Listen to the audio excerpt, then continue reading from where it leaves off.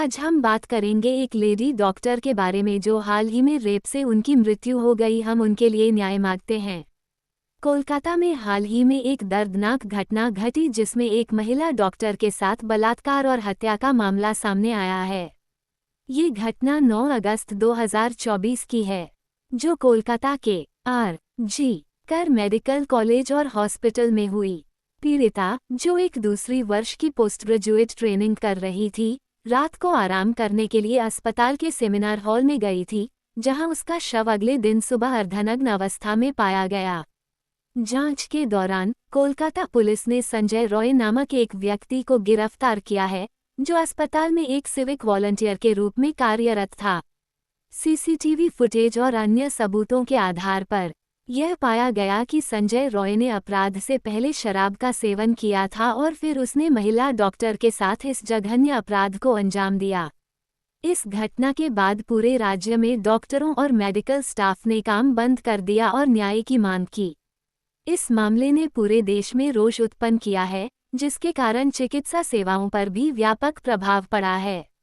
यह मामला अब सीबीआई को सौंप दिया गया है और आरोपी संजय रॉय को पुलिस कस्टडी में रखा गया है। इस मामले को लेकर देश भर में विरोध प्रदर्शन और हड़ताल जारी है, जिसमें कई मेडिकल संस्थान भी शामिल हैं। हमें न्याय चाहिए। क्या ऐसे ही बलात्कार, रेप होगा हम लड़कियों के साथ? इसका कोई उपाय करे। माता पिता, दोस्त, शिक्षक उसके लिए एक ही शब्द कहते हैं, योद्धा। आर.जी. कर अस्पताल में रेप और हत्या की शिकार हुई 31 वर्षीय ट्रेनी डॉक्टर का सपना गोल्ड मेडल हासिल करने का था। दर्जी पिता ने बेटी को पढ़ाने के लिए दिन रात मेहनत की। बेटी ने भी पढ़ाई में कोई कसर नहीं छोड़ी। जिंदगी भर परिवार ने संघर्ष किया।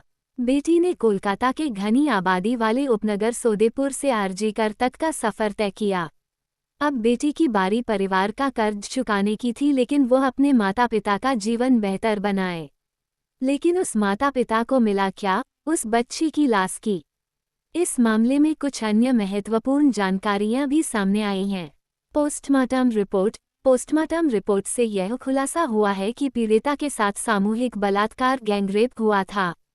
रिपोर्ट के अनुसार पीड़िता के शरीर पर चोट के निशान थे, जो एक से अधिक व्यक्तियों द्वारा किए गए हमले का संकेत देते हैं। रिपोर्ट में ये भी बताया गया है कि पीड़िता के शरीर में 151 मिलीग्राम सीमन पाया गया, जो इस बात को और मजबूत करता है कि इस अपराध में कई लोग शामिल थे। विरोध प्रदर्शन और हड़ताल। इस घटना के बाद भारतीय चिकित्सा संघ आइमा ने देशभर में हड़ताल की घोषणा की, जिससे चिकित्सा सेवाएं बुरी तरह प्रभावित हुईं। अस्पतालों में केवल आपातकालीन सेवाएं जारी रखी गईं, जबकि अन्य सभी सेवाएं बंद कर दी गईं। सरकारी प्रतिक्रिया। इस मामले में सरकार और पुलिस पर भी सवाल उठाए जा रहे हैं। विरोध के चलते कई उच्च अधिकारियों को निलंबित कर दिया गया है और राज्य सरकार पर इस मामले को सही तरीके से संभालने में विफल होने के आरोप लग रहे हैं। यह मामला अभी भी जांच के अधीन है और इसके आगे भी और विवरण सामने आ सकते हैं। हम चाहते हैं उसे न्याय मिले जल्द से जल्द, ताकि हम लोग भी सुरक्षित रहे। Thank you.